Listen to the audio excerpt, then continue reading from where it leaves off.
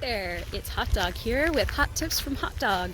Today we're going to talk about dogs. I know, you're like, what are we talking about, dogs or creative action? Well, dogs are a part of our community, and so in this time when it gets really hot in Austin and just really the whole world, we have to take our dogs on walks. And right here I have Lady with me, and we have to consider when we're taking our dogs on walks how to keep them safe. So I'm going to give you a couple of tips to check for signs of heat exhaustion and how to prevent it. So a way you can check for heat exhaustion is to check and see if they're panting heavily, if their breathing is rapid. You can also tell by if there is not a lot of gap here, it means that there is not a lot of fluids inside of them, so they do not have enough hydration. And you can also check their gums. Lady needs her teeth brushed, please don't mind that. But if their gums are pale or bright red, that means that they are having a lot of heat.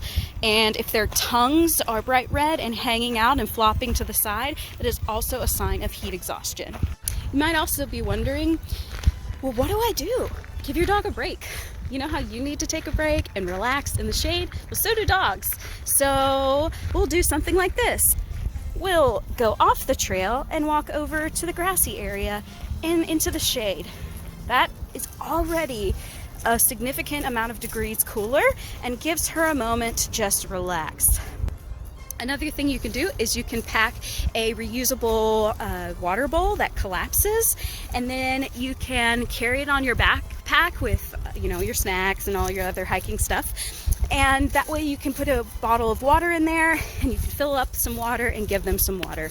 Also, my favorite tip and what we're going to do today is give them a bandana that's wet before the walk even starts, and that way they'll have hydration seeping through their veins and their skin. And today we're going to decorate some of those bandanas using household items. All right, today's material: an old t-shirt that you don't mind cutting up and drawing on, fabric markers, you can also use Sharpies, they tend to not wash out, and a pair of scissors. I have fabric scissors, but you can also use any type of scissors. And that's really it.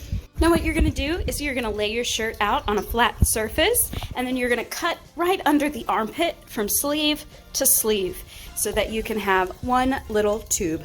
Great, now we have it cut. Now we're going to cut on the edge here along this seam, and if you have a small dog you can cut along this seam too, so that you have two bandanas. But if you have a bigger dog, then you only want to cut one slice.